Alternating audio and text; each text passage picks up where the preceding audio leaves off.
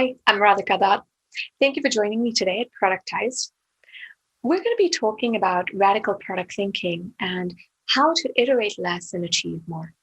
Meaning, how do we build products like visionaries? So before we can answer that, we have to look at how we build products today. Until now, our mantras have been iterate quickly, move fast, break things, fail fast, learn fast. And we've learned that if we do each of these three things just right, and if we're measuring and we're really focused on iterating so that we can maximize our financial metrics, then we stand to make successful products. But there's one problem with this, and which is that this means we've really learned to over-rely on iteration. And this was really exemplified to me at a meeting when an executive said, I understand we don't have the right designer on the team, but that just means a few more iterations. But eventually we'll get there. This really was emblematic to me of what I hear often, this belief that if we just iterate enough, we'll get to where we need to go. But here's the problem with it. This really was popularized as an idea because of how the startup industry came about. If we think back to its origins, it really comes from the VC business model, right? And in the VC business model, 1 in 10 startups needs to be successful with an outsized return. And so this means for a VC, it really makes sense to diversify your portfolio, and it makes sense for startups to try lots of different things, and hopefully something really sticks. And so the idea is to have lots of startups, have them try different things, and as the winner starts to emerge because something is sticking in the market, that's where you go in and pour lots of money.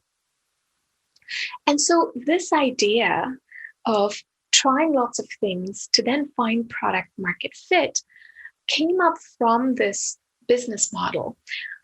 And then because of survivor bias, as there were few unicorns that really succeeded with this approach, this came to be our approach to building products, that if we just iterate enough, we'll find product market fit. But the problem with this is that for every company that has found success by taking this approach, there's a graveyard of failures. And there are really two issues because of which this model breaks down, right? The first is that it leads to product diseases. And I'll talk about that in a moment. And the second is the fact that it inflicts collateral damage on society. And we're just starting to see that in our society in the last decade. Let's start with product diseases. So my background is that I've worked in a range of industries, from media and entertainment to advertising, telecom, finance, even wine. And I've worked in a range of sizes of companies, from startups all the way to multinationals, even government agencies and nonprofits. And what I've found is that regardless of the size of company or organization, and regardless of the industry, there's the same pattern of product diseases that you just keep seeing over and over. So let's do a checkup where I'll share some of the examples of product diseases I've come across, and you can tell me if you've seen some of these diseases. So this first one is hero syndrome. Hero syndrome happens when we are focused on the scale of our impact, when we're focused on just being big to the point where we forget about what's the problem we're really trying to solve in the first place. In a startup, this often means that we are judging our success by the amount of money that we've raised.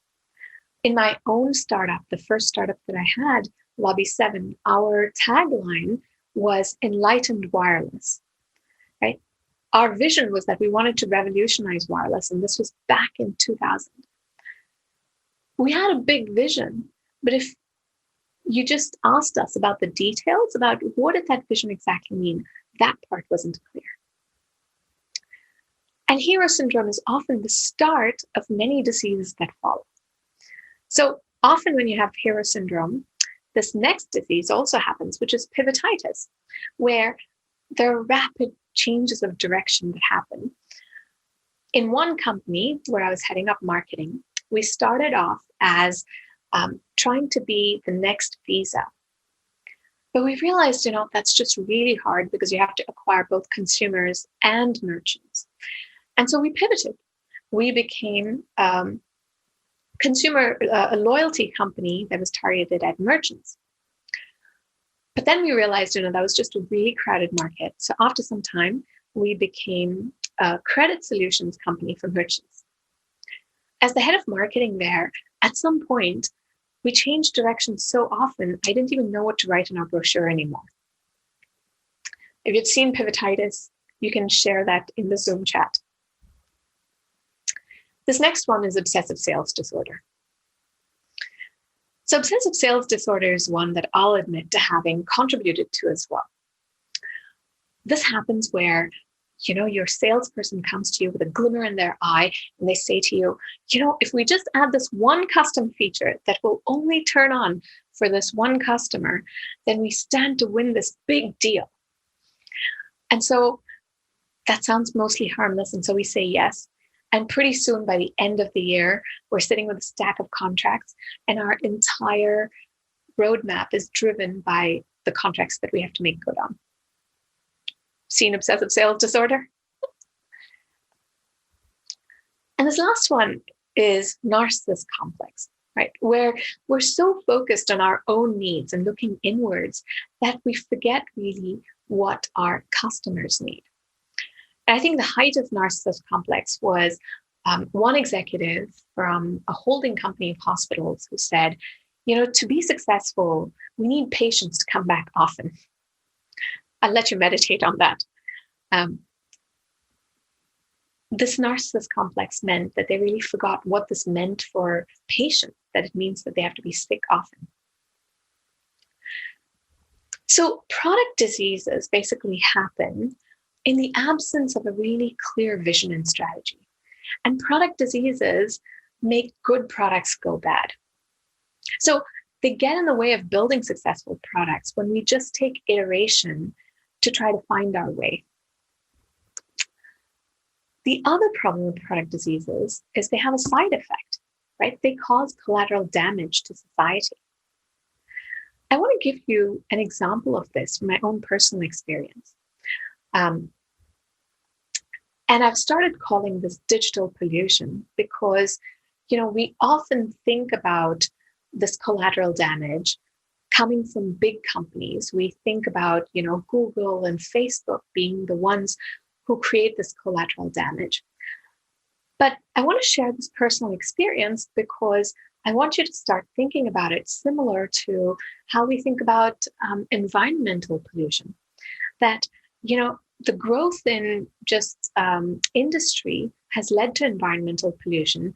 And there are some big polluters, but every one of us has a role to play, right?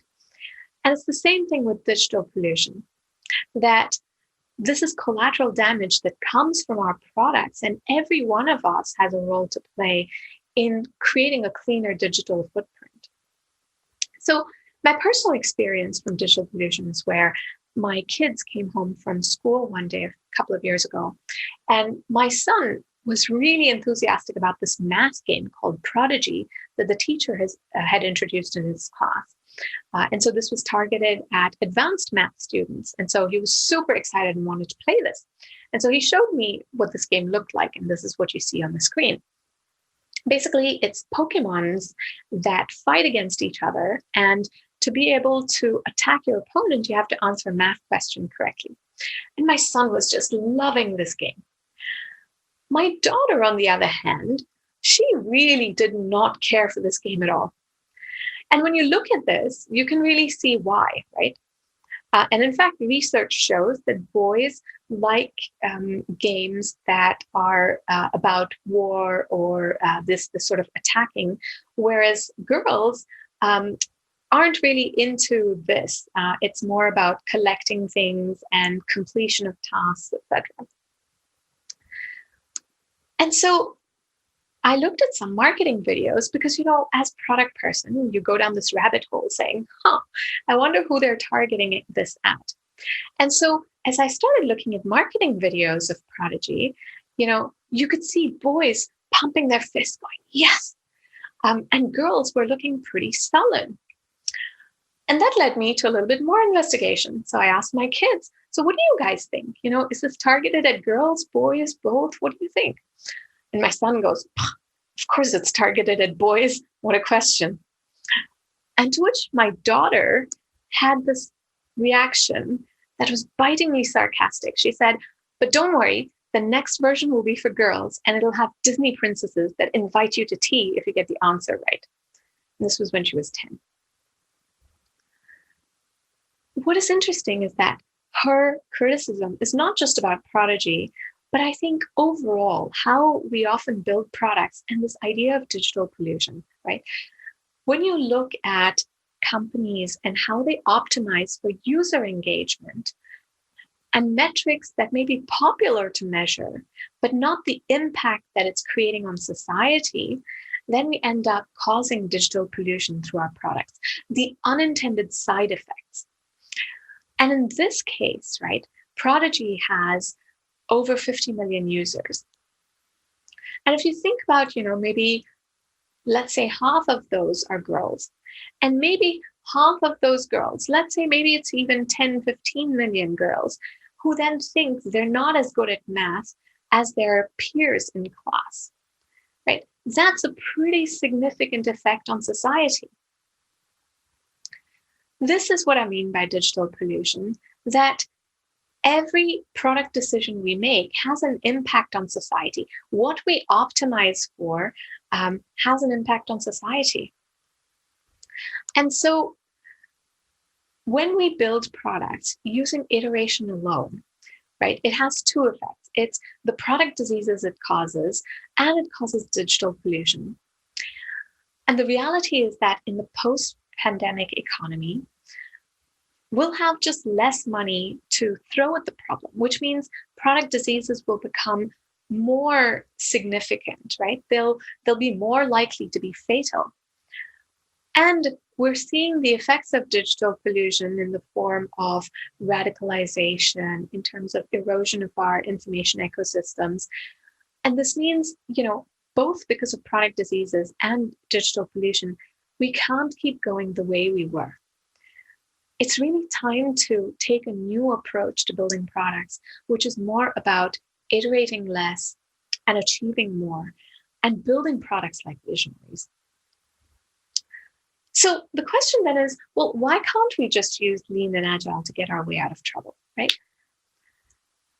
And that's because lean and agile, they are really important. It is important to iterate. I don't mean to say it's not important to iterate, but these are execution methodologies, and lean and agile give us speed. But speed can also look like this, right? We can be moving in lots of different directions. Direction matters. And that's where I want us to think about radical product thinking. So radical product thinking is a methodology for building successful products that create the change that you want to see in the world. And it's basically a step-by-step, a practical approach so that you can iterate less and achieve more. And the idea behind radical product thinking is that instead of just iterating, you can systematically engineer your change. And it's by starting with a clear vision, then translating into a strategy, then into prioritization, and then finally into iteration through execution and measurement. That's how we engineer this change. And by taking this step-by-step systematic approach, we're able to communicate our rationale with our team and really bring them with us on the journey. So many of the words I've used, such as vision, iteration, you've heard those before. And so naturally, you may be thinking, okay, well, we all do have a vision, right? So what's new in this case? What is it that we aren't doing already? So let me give you an example where we talk about what is a good vision and how we need to even write our vision differently. we have to start this by actually unlearning a lot of what we've learned about what a good vision is. Because we've learned that a good vision has to be heroic, right? That it has to be big and audacious, really broad. And here's why that's wrong. I want to give you this vision. And this is a real company that is public. And I want us to do this exercise. So this vision reads, contributing to human progress by empowering people to express themselves. Now, in the chat, think about a company or a product that that this vision would apply to. And you can start entering it. But I don't want you to enter the right answer. I want you to get really creative. Think of like wild ideas that this would apply to. So I'll give you one example. A nonprofit that I was working with that was working on public art. They were contributing to human progress, and they were helping people express themselves through public art. Another example is Post-its.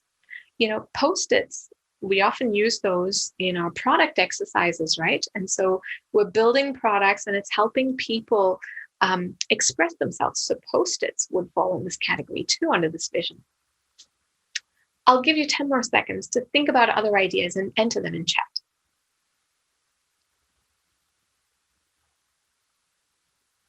Okay. So hopefully what you're seeing right now is, this really wide range of ideas. And so it turns out that this is not a good vision because it's not acting like a filter. This vision is not acting like a guide so that you can hold up any feature against this and say, is this a good vision or not? Is this a good feature or not? Like, does this feature match our vision? Should we do this or not? Right? We have wild ideas all the way from public art and social media to things like dancing or music. Those are all features that would fall under this vision and be okay with this vision. So that's why such a broad vision is not a good guide. It's not a good North Star. So what do you do instead, right? And by the way, you're probably wondering whose vision is this? I will reveal that in chat. So your vision, it should articulate the following answers. Whose world are you changing? What does their world look like? Meaning, what's their problem? Why does that problem even need addressing? So why does that world need changing, right? Because maybe it doesn't. And then the last question is, how are you going to change it for them? So your vision should answer the who, what, why, and the how. And so what we realized is even when you know that you need to answer these 4 questions, when you start with a blank sheet of paper, it's really hard to answer these. And so what we created was this fill in the blank statement. So let me share what this would look like if I had filled this out for a startup that I had. And I sold this in 2014. So it would have read, today when amateur wine drinkers want to find wines they like, they have to try attractive looking bottles or pick out wines that are on promotion. This is unacceptable because it most often leads to disappointments. We envision a world where finding wines you like is as easy as finding movies you like on Netflix. We're bringing this world about through a recommendations algorithm that matches wines to your taste and an operational setup that delivers these wines to your door. Now, you'll note that I had mentioned just nothing about my startup before. And by the time you had heard this vision, you probably understood exactly what we were doing and why we were doing it. And so that's the intent of a good vision, that it creates this alignment in a team. And by having this fill in the blank statement, it really helps you do this group exercise so that you can align your team. So I talk about this as the source code of your vision so that this is what your team needs. It may not be necessarily what you put up on your website. You don't put up your source code on your website, right? Your marketing team will create a clean build from this, and that's what you'll put on the website. But the source code is what your team needs to be able to build the product. So now that you've had a taste of what I mean by taking this systematic approach and translating things, starting with a clear vision all the way through execution and measurement, I now want to help us stretch our thinking on product. Because we can apply this idea of systematically creating change in any area. And this is where you apply product thinking like a visionary. And the example I want to give you to really stretch our thinking is a whole country as a radical product. So I'm currently based in Singapore until December, and then I moved back to the US. And Singapore, has really struck me as this radical product. And I want to share kind of the background so that you see why it's such a radical product. So this here is an iconic picture from Singapore in the 1950s, where the majority had no running water or sanitation. And in fact, this picture is of a worker who's carrying night soil. And I leave it to your imagination as to what that is. But how did Singapore get from there, not even having, running water and sanitation, to the economic powerhouse that it is today? And it really started with a very clear vision for the country. So when Singapore became independent, it was because of a failed merger with Malaya.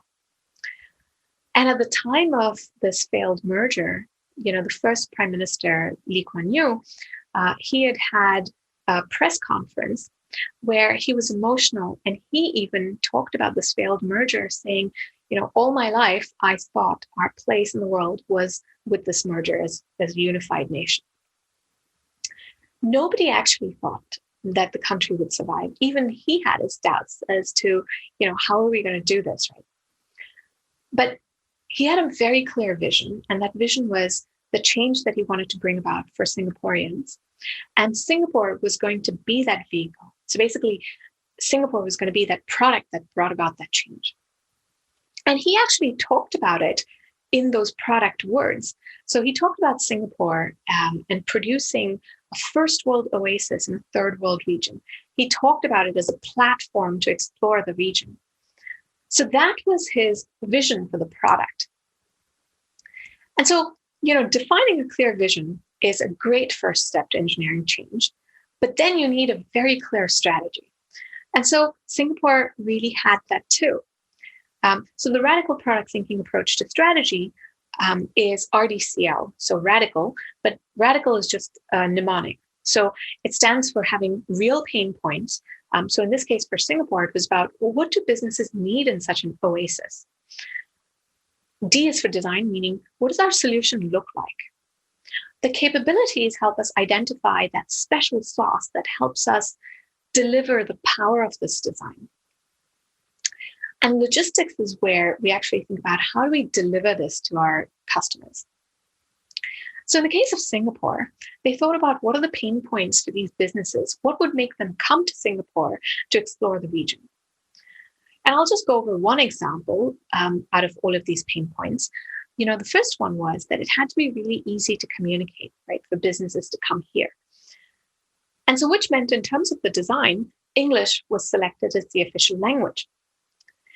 But think about how many countries went into decades of civil war because one language was chosen over others. Singapore had the example of Sri Lanka, where there were those decades of civil war when you had an ethnically diverse group, and then they picked one language. And in Singapore, they had so many ethnicities and languages. There was Tamil spoken, Malay, many Chinese dialects. And so there was a whole process of language education to get people to buy into this idea of why English needed to be the official language and what the vision was. And then lastly, in terms of logistics, they had to get loans. But, the interesting one that I want to talk about is rules in Singapore. Singapore is known for, enforcing rules. right? Most people think about it as a police state. But what's interesting, right, is that enforcing rules would be really hard, if not impossible, if everyone were violating rules. And so even delivering on this logistics of enforcing rules meant that people really had to buy into this vision, buy into the strategy. And so this is why if you walk down the road and you're crossing when you're not supposed to, an old auntie will wag her finger at you saying you shouldn't, right? And it's because people have really internalized these rules and they buy into the vision. So that was the strategy. But having a vision and strategy is great, but you still have to apply these in your everyday work. You have to balance the long term against the short term. So meaning you balance your vision and strategy against the reality, the pesky problem of survival, as I say. And so in the case of Singapore, and this is something, by the way, you can apply right away. This is something you can apply tomorrow at work. The way you prioritize is you think about your vision fit, now that you have a clear vision, and you think of your x-axis as what helps you survive. It may, in your case, it may be your finances are what help you survive. Maybe it's your technology risk that's the biggest. In the case of Singapore, it was the geopolitical risk that was the biggest. And so declaring independence meant investing in the vision, right? It was helping them with the vision, but it wasn't helping them survive in the short term.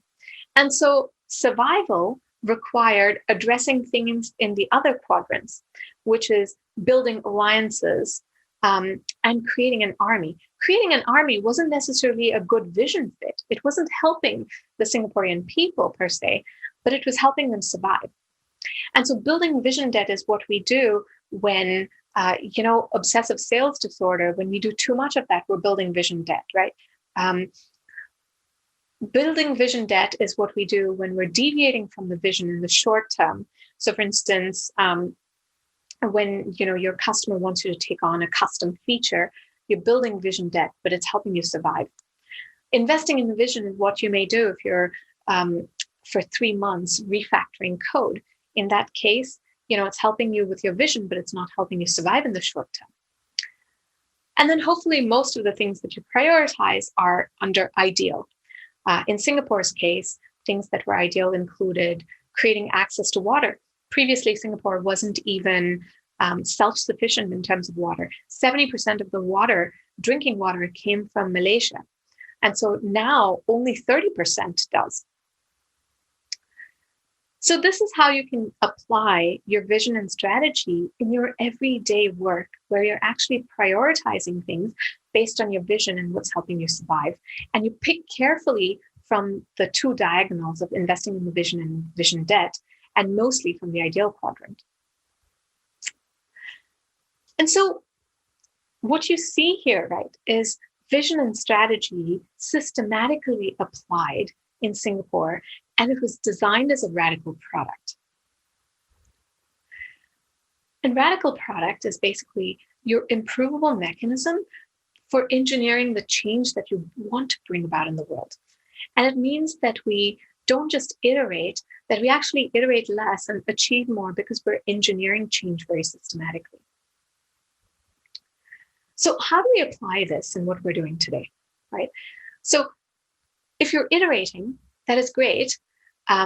What you need to do is add the direction for your iteration. So you have speed and you have direction, which then gives you velocity. And so when you use radical product thinking together with lean startup, you can use radical product thinking for vision and strategy, and you can use lean and agile to be able to do quick feedback loops as you iterate and refine your strategy. And so by taking this very systematic approach, right, all the way from vision through your execution and measurement, you can bring your whole team with you on the journey and communicate your rationale so that you can systematically engineer change. And you can iterate less and do more. And by taking that approach, we can also build successful products that are bringing about the change that we want to bring in the world and make the world a better place. So If you'd like to learn more, here are a few things you can do. You can get the free toolkit from radicalproduct.com. It's free because we really wanted to help people bring about this change they envision. If you want to be that visionary, we wanted to give you all the tools to be able to do that. There's also a free blog that's accessible. And I'm working on a book that comes out in September next year. I just finished writing the manuscript for it. So you can join my mailing list, and I'll be sending out free chapters occasionally. So with that, I'd love to take your questions, and we can continue the conversation. Thank you.